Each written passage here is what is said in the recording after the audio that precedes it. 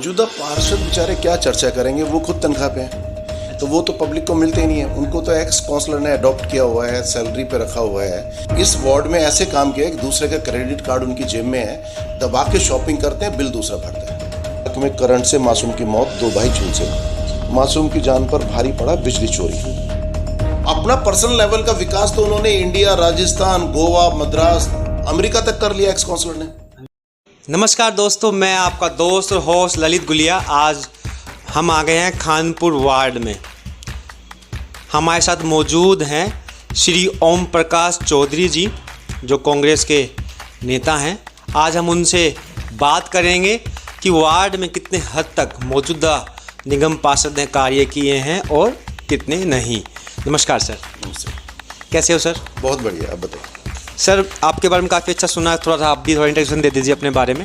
मैं ओम प्रकाश चौधरी, मैं पूर्व प्रत्याशी रहा हूँ कांग्रेस से इस वार्ड में 2017 में। सर, हमारी एक सीरीज स्टार्ट हुई है चाय पे चर्चा। मौजूदा निगम पार्षद ने कितने हद तक कार्य किए हैं और कितने हद तक नहीं, हम उन पर चर्चा करेंगे। आपका क्या कहना है सर? नहीं, मौजूदा पार्षद बेचारे क्या चर्चा करेंगे, वो खुद तनख्वाह पे हैं, तो वो तो पब्लिक को मिलते ही नहीं है। उनको तो एक्स काउंसलर ने अडॉप्ट किया हुआ है, सैलरी पे रखा हुआ है, तो वो बेचारे तो एक क्या कह सकते हैं कि पपेट रह गए हैं, बन के रह गए हैं। और हमारा दुर्भाग्य है कि हमें ऐसा काउंसलर मिला जनता को कि जो किसी लायक नहीं था, और वो पपेट बेचारा अपने बैठा रहा, कुछ काम नहीं। एक्स काउंसलर है सत्येंद्र चौधरी, उन्होंने इस वार्ड में ऐसे काम किया कि दूसरे का क्रेडिट कार्ड उनकी जेब में है, दबा के शॉपिंग करते हैं, बिल दूसरा भरता है। नहीं सर, ये तो है सर। तो फिर जनता का कार्य ना होना, क्योंकि सरकार बीजेपी की है।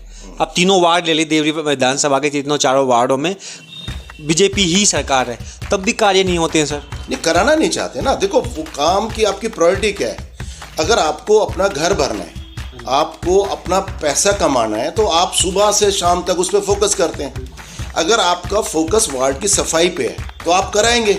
आपका फोकस है कि क्षेत्र का विकास करना है तो करेंगे। अब अपना पर्सनल लेवल का विकास तो उन्होंने इंडिया, राजस्थान, गोवा, मद्रास, अमेरिका तक कर लिया एक्स काउंसलर ने, पर्सनल लेवल पे। तो सर, मैं यहाँ 5-6 साल से घूम रहा हूँ। सबसे बुरा हाल मैंने एक चीज़ देखा, बारिश के टाइम में पानी इतना होता है कि जैसे यहाँ नदियाँ बहती हैं। तो सर वो भी आप बहुत बड़ा इशू है सर यहाँ। नहीं, इशू इसलिए होगा कि इनका प्लानिंग ही नहीं है, इनका विजन ही नहीं है। इनको कोई भी फर्क नहीं पड़ता। ये एक टैक्स कलेक्शन एजेंसी चला रहे हैं यहाँ पे। इनको लगता है कि 15 दिन पब्लिक से हाथ जोड़ो, माफ़ी मांगो, और 5 साल के लिए एजेंसी मिल गई और पैसे कमाते चलो। यहाँ पे इस वार्ड में तकरीबन 225 सफाई कर्मचारी है, 200 के आसपास। ये लिस्ट है मेरे पास। आपने सर पूरा काम करके बैठे हैं सर। ये लिस्ट है इसकी, ये पूरा डाटा है इनका। यहाँ पे आपको 10, 20, 50 मैं कह नहीं सकता, उसके सिवा कोई सफाई कर्मचारी नहीं मिलेंगे यहाँ पे। ये लिस्ट मेरे सामने है दोस्तों। यहाँ पर लगभग 174 की एंट्री है। कुछ और भी थे इसमें, जो ऑफिसर्स का नेम भी था। ओके। तकरीबन 200, वो एक पेज नहीं मिल रहा है। ओके। वर्कर्स हैं प्लस जो इनके सीनियर अफसर हैं, ये अराउंड 200 बैठ जाते हैं। 200 बैठ जाते हैं। ये दूसरा है, ये मलेरिया डिपार्टमेंट है। हाँ जी। इसके तकरीबन 24 आदमी हैं। अब जैसा यहाँ पे डेंगू महामारी फैली हुई है, हमारा कोविड का रहा है, अब ये 24 आदमी में आप कभी भी चले जाइए। एक दिन रैंडमली मैं भी उस ऑफिस में गया तो मुझे 4 आदमी नहीं मिले। ये एक बड़ा नेक्सस है इस वार्ड के अंदर कि मैंने कहा ना, दूसरे के क्रेडिट कार्ड से शॉपिंग कोई और कर रहा है। वो जो पपेट है हमारे काउंसलर साहब जो हैं सुरेश गुप्ता जी, तो वो तो बेचारे कोई मतलब ही नहीं है। वो एक स्पेसिफिक अमाउंट इनका आपस में तय है। तो इन सब पे जो देनदारी करता है वो सत्येंद्र चौधरी करता है। अब 24 आदमी अगर वार्ड में फॉगिंग करे या मलेरिया के खिलाफ या डेंगू के खिलाफ कोई कैंपेन चलाएं, तो कैसे गंदगी रहे, कैसे महामारी फैले? ये जनता आप बताना चाहता हूँ, ये आरटीआई के थ्रू सर ने मंगाई हुई है। आरटीआई की कॉपी है जिसके अंदर पूरा डिस्क्राइब किया हो कि सर तो पूरा तैयारी से बैठे हैं यहाँ पर। तो सर का बिल्कुल कहना सही है। 24 कर्मचारी अगर वार्ड में हो तो सर मलेरिया का नहीं है ही नहीं। एक आदमी कोई बाई चांस कोई कॉल पे पहुंचता है। पूरा कोविड के अंदर हमने पर्सनल लेवल पे कैंपेन चलाया था, डोर टू डोर हमने सैनिटाइजर किया था। जितना भी हम कर सकते थे हमने कोशिश की थी। ये घरों में बैठे हुए थे, ये छुपक के तालों में बैठे हुए थे, बाहर नहीं निकले। सरकारी आदमी आज भी फॉगिंग के लिए या सैनिटाइजेशन के लिए एक आदमी ऑन कॉल आएगा। 50-60 आदमी तकरीबन वार्ड में काम करता है। यहाँ प्रॉक्सी सिस्टम चलता है, उनसे 10,000 रुपये कुछ लेते हैं। 14-15 माली हैं इस वार्ड के अंदर। वहाँ पे एक आपको कोई नज़र नहीं आएगा, एक भी पार्क मेंटेन नहीं है इस पूरे वार्ड के अंदर। कितनी मिट्टी है, कहाँ जाती है, कितना खाद डलता है, कितना कंटीजेंसी वर्क हुए हैं। मैंने रिपोर्ट मांगी थी आर्टिकल, इसके मुझे फाइल करना है DRTI। मैंने पूछा था कितने कंटीजेंसी वर्क हुए हैं, कोई नहीं दी डिटेल्स। कितना पार्कों में मिट्टी डली है, नहीं दी। कितने पेड़ लगे, नहीं दी। कितना खाद डला है, नहीं दी। यह इतना बड़ा स्कैम है कि मैं आपको बता नहीं सकता हूँ। अभी JJ कॉलोनी में मेरे एक यहाँ पे है वार्ड में एक JJ कॉलोनी, उसके अंदर एक पार्क में 3 बच्चों को करंट लगता है और जिसमें एक की डेथ हो जाती है, 2 हॉस्पिटलाइज हो जाते हैं। तो उस पार्क के अंदर ये बहुत अखबारों में आया, पार्क में करंट से मासूम की मौत, 2 भाई झुलसे, मासूम की जान पर भारी पड़ा बिजली चोरी। ये देख सकते हैं, ये बिल्कुल दिखा सकते हैं ना, तो ओपन है ये है ना, ये देखिए ये पूरा। अब मैं कहता हूँ यहाँ पे मैंने इनकी कंप्लेंट्स भेजी हैं, इसमें पहले भी हमने रिसीव कराई है, इनके खिलाफ क्यों नहीं एक्शन होना चाहिए। हम भी इसको सर कवर करेंगे, सर्वे करेंगे इसका। नहीं, आप चाहिए। अब इसमें जो मुझे अनऑफिशियल पता चल रहा है कि काउंसलर साहब ने इनको कोई लेटर दे दिया है कि जी इनका कोई रोल नहीं है, यहाँ पे बिजली चोरी हो रही थी, जिनका बच्चा मरा है वो। मैं कहता हूँ बिजली चोरी हो रही थी, मान लिया चोरी हो रही थी, तो क्या पार्क के चौकीदार SO ने इन्फॉर्म किया BSCS को कि पार्क से चोरी हो रही है? इनका एक इलेक्ट्रिकल JE होता है, उसको इन्फॉर्म किया कि भाई यहाँ से चोरी हो रही है। और इस स्टेज में चोरी का मतलब क्या रह जाता है, जब आपके पोल्स की ये कंडीशन थी पार्क के अंदर, ये देखिए। तो यहाँ पे क्या है कि इस मौत में, बच्चे की मौत में भी इन्होंने लेन देन किया है। तो इनके खिलाफ मैं कोर्ट जाऊँगा, मैंने सबको कंप्लेंट्स भेजी हुई हैं। इसमें है मतलब ये डिप्टी डायरेक्टर हैं कमल मीना, ADS हैं Jaiveer, SO Ghanshyam, junior engineer electrical Narendra Kumar, और पार्क में है चौधरी जो वार्ड वो जो चौकीदार होता है। इनके खिलाफ एक्शन होना चाहिए, इनके खिलाफ 302 लगनी चाहिए कि किसी बच्चे की जान चले जाती है इनकी नेग्लिजेंसी से। तो अब उसमें जो सुनने में आ रहा है कि काउंसलर उनको बचा रहा है, लेकिन कब तक बचाएंगे? मैं इसको, अगर इन पे कोई एक्शन नहीं लेते हैं MCD कमिश्नर, तो इनके खिलाफ कोर्ट में जाएंगे डेफिनेटली। और सर खानपुर में वैसे आप कह रहे हैं कि माली है, पार्क तो बना ही नहीं है ना, पार्क का सिस्टम चल रहा है। मैंने बताया ना, यहाँ पे वो तनख्वाह पे अपनी तनख्वाह, उनका एक फिक्स अमाउंट काउंसलर साहब सेटलमेंट कर लेते हैं, दबा के एक SO है घनश्याम।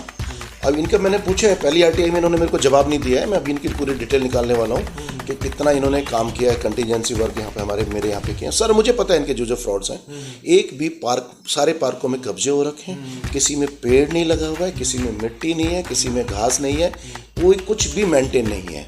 तो सारा गेम है ये सब। इनको सब पीछे खानपुर पार्क, उसकी बिल्कुल बुरी हाँ बिल्कुल बहुत बुरी हालत में, इसका नहीं है। मेरे वार्ड में तकरीबन मैक्सिमम अनऑथराइज एरिया है, तो कुल मिला के park JJ colony, RPS colony और खानपुर में एक पार्क है। तो खानपुर का आपने देख लिया, JJ कॉलोनी में बहुत ही बुरी हालत है, वो गंदे पार्क हैं, कुछ नहीं है वहाँ पे।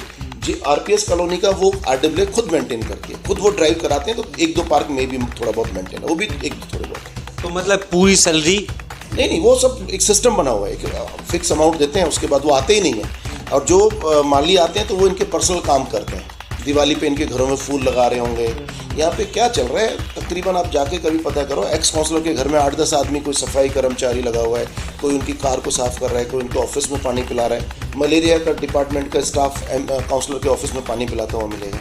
इनको शर्म नहीं आती है कि ये दुनिया मर रही है, महामारी फैली हुई है और यहाँ पे ये हालत हुई है। मैं इनको ओपन चैलेंज आपके माध्यम से कर रहा हूँ कि आइए हमारे साथ ओपन डिबेट करिए। बिल्कुल, हमारा एक सीरीज चल रही है, जनता की अदालत में खुली बहस। बुला लीजिए इनको, एक्स काउंसलर भी आ जाएं, बीजेपी के बड़े नेता आ जाएं, हम तैयार हैं। आप आइए ना सामने, आप बताइए 5 साल में आपने किया क्या है। पूरे क्षेत्र में कोई गली नहीं बनी है। अभी एक गली चल रही है, काउंसलर साहब का पर्सनल मकान है, यहीं बिल्कुल पीछे, उस पे जो एक्स काउंसलर है अपने घर की पर्सनल गली तो बनवा रहे हैं। पूरे गांव में जाइए, गंदगी, गारा, कीचड़ लगा हुआ है, कोई रोड नहीं बने कहीं भी, पता नहीं है वो फंड जाता कहाँ है, ना फंड की कोई डिटेल हमें पता चलती है। जो थोड़े बहुत काम होते हैं उनके अंदर इनका लेन देन होता है। पूरी गलियों में गंदगी है, सफाई नाम की चीज़ नहीं है, मलेरिया, और सबसे बड़ी हमारा जो परेशानी है, BRT कॉरिडोर पे तकरीबन 200-400 रेहड़ियाँ लगती हैं, उसके सामने एक नई झुग्गी बस्ती इन्होंने शुरू करा दी है काउंसलर साहब ने मिलके। अब उनकी हमने बहुत सारी कंप्लेंट्स की हैं, मैंने वीडियोस भी डालता रहता हूँ। वहाँ से लेके टोटल MB रोड, पीपल चौक पे इतना बड़ा एक नेक्सस स्टार्ट हो गया है कि रोड के चारों तरफ रेहड़ियाँ लगती हैं, ठीक है। पूरा रोड, एक तो मेट्रो की खुदाई हो रही है, उसकी वजह से काम स्लो चल रहा है, हमें जाम में फंसना पड़ता है। ऊपर से रेहड़ी पटरी नहीं हिलती है, क्योंकि रेहड़ी पटरी का लेन देन काउंसलर साहब के साथ होता है। एलआई जो होता है वो उनके साथ एक उनका तय होता है, वो इन सबको लगवाता है। पूरा देवली रोड पे हालत ये है कि आप निकल नहीं सकते हैं। 8 फुट का रोड मिलता है हमें चलने के लिए, रेहड़ी पटरियों की भरमार है। वो सिर्फ और सिर्फ एक काउंसलर की देन है ये सारा। कोई एम्बुलेंस नहीं जा सकती है, बच्चे स्कूल के टाइम में उनकी बसें गर्मियों में फंसती हैं। इतना ज़िंदगी हमारी ऐसी नरक बना रखी है इन्होंने, और इनको समझ में नहीं आता कि 15 साल से इस वार्ड को लूट रहे हैं ये आदमी, कि अब तो तौबा कर दो इस वार्ड में। अब तो आपको भगवान की दुआ से जो आपको चाहिए मिल गया ना, जितनी प्रॉपर्टी, दौलत, धन दौलत आपने लूट लिया ना, अब तो एक ही चीज़ बची है कि पब्लिक इनके घरों में जाए, इनसे हिसाब मांगे। बिल्कुल। तो सर, जैसे रेहड़ी पटड़ी है, वो कांग्रेस सरकार आपको मौका देती है, और अगर आप इस वार्ड जीत जाते हैं तो ये समस्या आपके भी सामने होगी रेहड़ी पटड़ी वालों की, क्या आप इनके लिए प्रोविजन करेंगे कुछ स्पेशल? नहीं, बिल्कुल करेंगे। देखिए, हम किसी गरीब के खिलाफ नहीं है, लेकिन उस चीज़ के ऊपर हम अपनी जो 60-65 हज़ार जनता है, हम उसको भी नहीं मार सकते। मेरी बहन बेटी स्कूल जाती हैं वहाँ से पीपल वाले चौक पे, वहाँ रोड के दोनों तरफ रेहड़ियाँ लगती हैं, और इतना बड़ा लेन देन है वहाँ पे लड़कियों के साथ कोर्ट कसा जाता है, छींटाकसी की जाती है, उनके साथ बदतमीजी की जाती है बहन बेटियों के साथ, और टोटल ही वहाँ पे पार्षद के आदमी उगाई के लिए खड़े होते हैं डेली का डेली। आप बिलीव करना, तकरीबन सैनिक फार्म मेरा एक वार्ड है, पूरा वो क्षेत्र, वहाँ पे जो सुनने में आता है 1 करोड़ रुपए का लेन देन होता है एक कोठी बनाने में। ठीक है, सुबह सैनिक फार्म निकल जाते हैं पार्षद साहब, पूर्व पार्षद साहब, और सारा दिन वहीं प्रॉपर्टी डीलिंग करते हैं, वहीं वो साइटें बनवाते हैं। 500-700 पेड़ कट जाते हैं, लेकिन जू नहीं रहती है प्रशासन पे, क्योंकि वहाँ पे जितने भी बिल्डर्स हैं उन सब के साथ इनकी पार्टनरशिप, बैठ के काम कराते हैं वहाँ पे। और हमें अगर मौका मिलता है, हम रेहड़ी पटरी जो चलने के पेडेस्ट्रियन रोड्स हैं बिल्कुल साफ़ कराए जाएंगे, उन पे कोई कॉम्प्रोमाइज़ नहीं होगा। जो इनको एक स्पेसिफिक, अगर हम कोशिश करेंगे कि भाई इनको कोई जगह मिले और एक स्लॉट एरिया हो जहाँ पे ये वेंडर्स बैठ सकते हैं, लेकिन इसका मतलब ये नहीं है कि पूरे रोड पे कब्जा करें, हमारी बहन बेटी के साथ बदतमीजी करें और बच्चे रोड पे चलें। यहाँ पे मेट्रो का काम चल रहा है, फुटपाथ पे मार्केट लगी होगी, आप चले जाएंगे तो फुटपाथ पे आदमी चल नहीं सकता, यहाँ पैक ट्रैफिक चलता है, नीचे गिरते हैं, एक्सीडेंट होता है। आपके सामने होगी। दूसरा सर, आपके सामने समस्या पानी की निकासी की होगी, क्योंकि वार्ड निगम में बीजेपी, स्टेट में आम आदमी पार्टी, और उसके ऊपर जाएंगे तो बीजेपी। तो सर, ये दोनों ही पार्टी आपस में केवल आरोप प्रत्यारोप करती है, कार्य करते क्यों नहीं सर? ये करना नहीं चाहते ना, पैसे की उगाही करनी है दोनों को। देखिए, सीधा सा एक सिद्धांत है, काम अगर आप करना चाहेंगे कोई डिपार्टमेंट आपको मना नहीं करता। मैंने पिछली बार पकड़ा, मेरा देवली रोड है, वहाँ पे जल बोर्ड का एक बहुत बड़ा बोगस बिल, ये नालों की डिसिल्टिंग करते हैं, इस बार भी बोगस बिल लगे होंगे, तो ये पेपरों में हो जाती है, एक्चुअल में काम नहीं करता। अगर इनकी इच्छा शक्ति है काम करने की, कोई भी प्रॉब्लम का सोल्यूशन 1 महीने, 2 महीने, 6 महीने, 15 साल से प्रॉब्लम नहीं रह सकती है।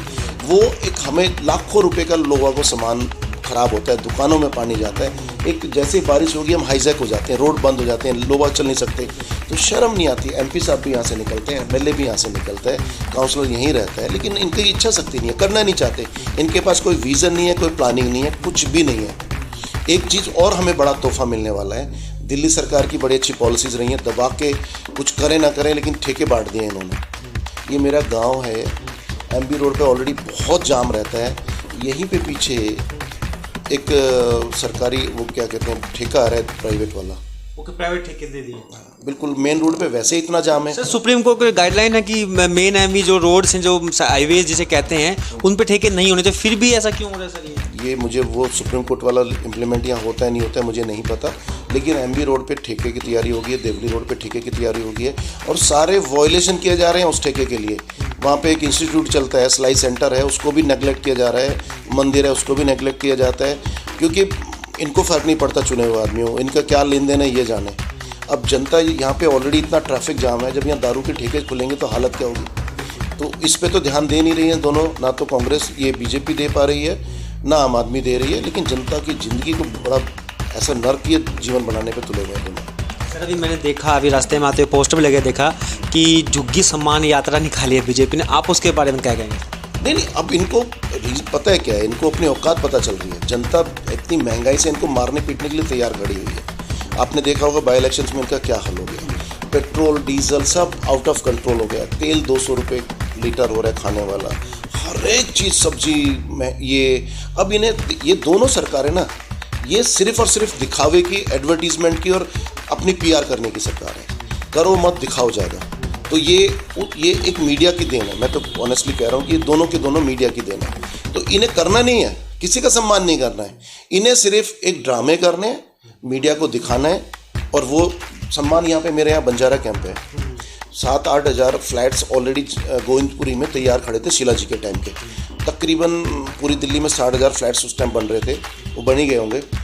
आप उनको फ्लैट दिलाइए ना, यहाँ से हटाइए इस क्लस्टर को, उनको फ्लैट दिलाइए, कराइए इनका सम्मान। करना नहीं चाहते हैं। पूरे टेन्योर में 72 lakh card, ration card Sheila ji बना गई थी 20 लाख परिवारों का। आज 54 लाख राशन कार्ड पेंडिंग है। एक भी राशन कार्ड नहीं बना है पिछले 7 साल में। सिर्फ ड्रामा करना है। एक भी झुग्गी वाले को मकान नहीं मिला है इस 7 साल में। जहाँ झुग्गी वहाँ मकान की बात कर रहे थे। नहीं, सिर्फ कागज़ दिए गए थे, ड्रामा दिया गया था, इलेक्शन से पहले एक लॉलीपॉप दिया गया था, काम नहीं किए। और अभी भी मैंने सुना है केजरीवाल जी ने 6 महीने का राशन मुफ्त का वादा आगे बढ़ा दिया गया 6 महीने के लिए। सर इलेक्शन टाइम में ही क्योंकि आ रही किए जाते हैं?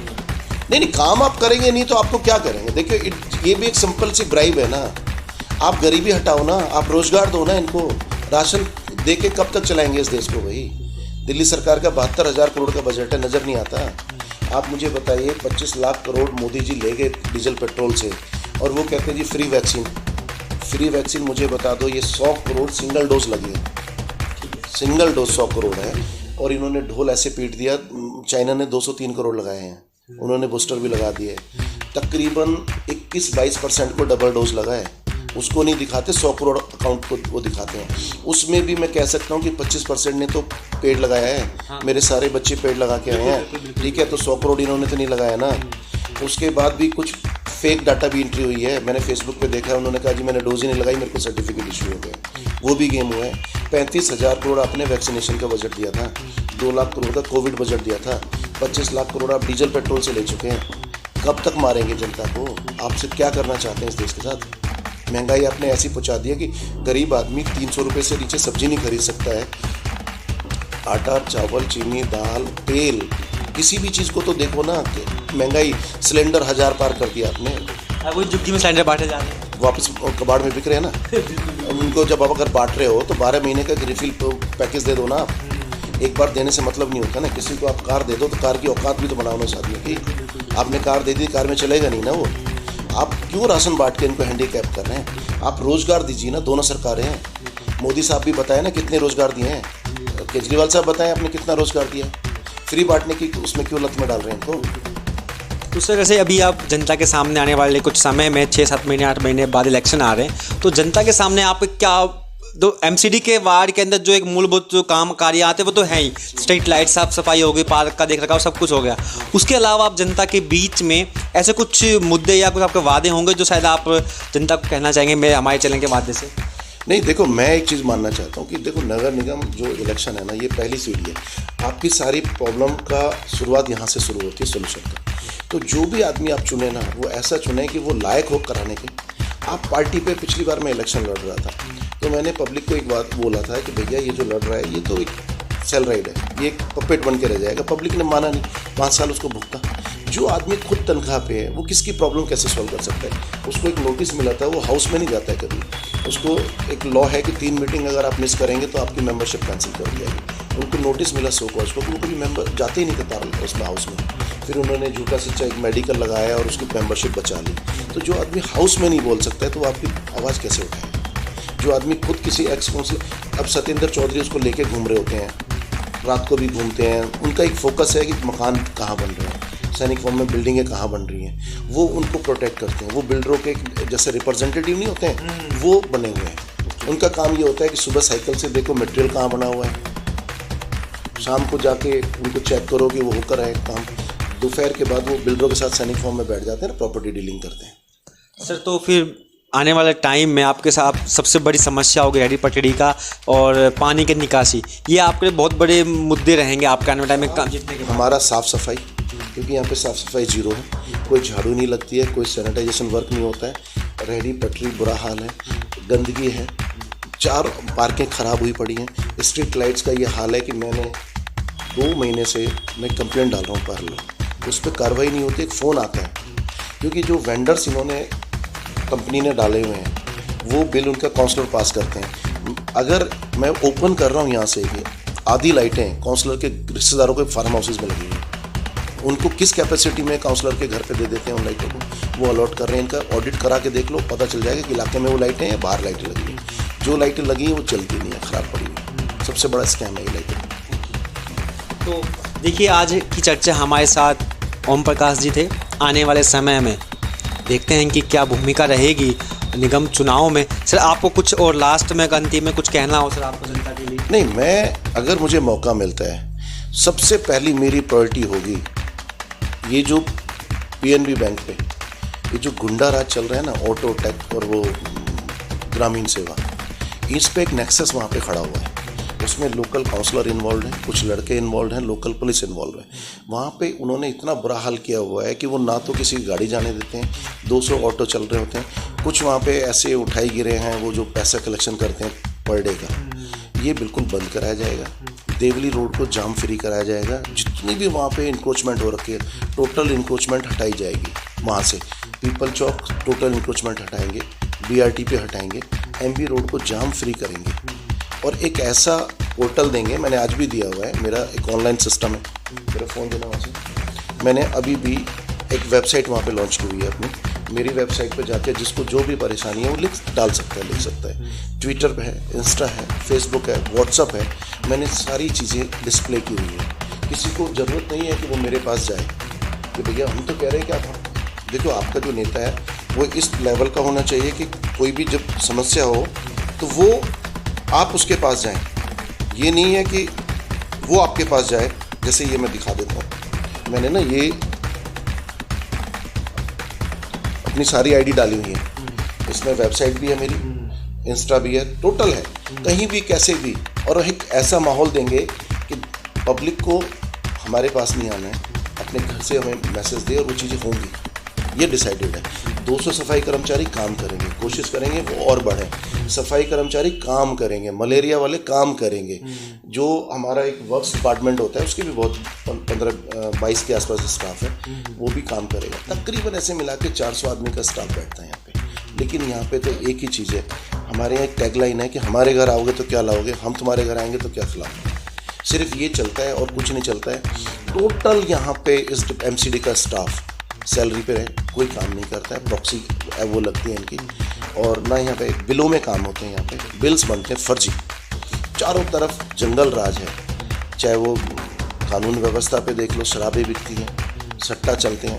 अभी मेरे वार्ड में ही था खानपुर में, तो उन्होंने किसी ने ऑब्जेक्शन किया तो उसकी टांग को तोड़ दिया पत्थर मारना, अब उसको बंद कराया हमने। तो ये सब वही देवली में भी है, वही मैं उधर हालात तीनों में बीजेपी है, फिर भी तीनों में सट्टा और ये सब इनसे पैसा लेते हैं। इन्हीं के गुर्गे हैं, इन्हीं के गुर्गे हैं सारे, सट्टा दारू ये सब टोटल। ये सर अगर मैं सीट पे आता हूँ, मैं लिख के दे रहा हूँ, इस वार्ड में दारू सट्टा 2 नंबर का कोई भी काम नहीं, इमीडिएट बंद होगा। और जो इस वार्ड का हक है वो डिस्प्ले होगा कि ये काम हो रहा है, ये इसका शेड्यूल्ड है, ये इसका वर्क ऑर्डर है, ये इसका टेंडर है, और इसमें ये इस क्वालिटी की चीज़ें लगेंगी। वो पहले बोर्ड लगेगा, फिर बोर्ड पे डिस्प्ले होगी, वो सारा ट्रांसपेरेंसी होगी। वार्ड का पैसा वार्ड में लगेगा, कमीशन में नहीं जाएगा, ये डिसाइडेड है। देखिए, ये हमारे साथ थे श्री ओम प्रकाश जी। विचारों से काफ़ी अच्छे हैं, स्ट्रेट फॉरवर्ड हैं, और आने वाले टाइम में देखना होगा अगर जनता इनको मौका देती है, इनके कितने कार्य रहेंगे। हम इनको हमेशा फॉलो करेंगे जीतने के बाद भी, और अगर जीत जाते कितने हद तक अपने कार्यों पर खड़े उतरते हैं। ऐसे ही हमारे साथ बने रहे दोस्तों। हमेशा मैं आपसे एक चीज़ कहता हूँ, पढ़ा लिखा समझदार निगम में अगर आपके सामने नेता आपका होगा तो ही कार्य होगा, अदरवाइज़ नहीं होगा। तो अब की बार बहुत सोच समझ के दीजिए, क्योंकि 5 साल में आप लोगों ने कितना खोया है वो आप लोगों को पता है। 100 रुपये कूड़े उठाने वाले को दिया जाता है, अगर 5 साल का हिसाब लगाए तो 6000 रुपये जाता है। उसका हिसाब कौन देगा? आपके घर के बाहर आपकी नाली जाम है, रोड पे इतना जाम है, उसका हिसाब कौन देगा? आपको कहीं भी जाने के लिए 2 घंटे का सफ़र तय करना पड़ता है, उसका हिसाब कौन देगा? गाड़ी की मेंटेनेंस कौन देगा? ये सब सवाल आप अपने आने वाले चुनाव में मौजूदा निगम पार्षद हो या कोई भी पार्टी से उसे ज़रूर पूछना, ताकि आपका जवाब अगर वो देते हैं तो ही ठीक है। आने वाले समय में आपके साथ बने रहिए हमारे साथ, आगे भी हम ऐसी चाय पे चर्चा चलाते रहेंगे। डायरेक्ट 24 न्यूज़ को लाइक से सब्सक्राइब करना मत भूलिएगा। जय हिंद, जय भारत।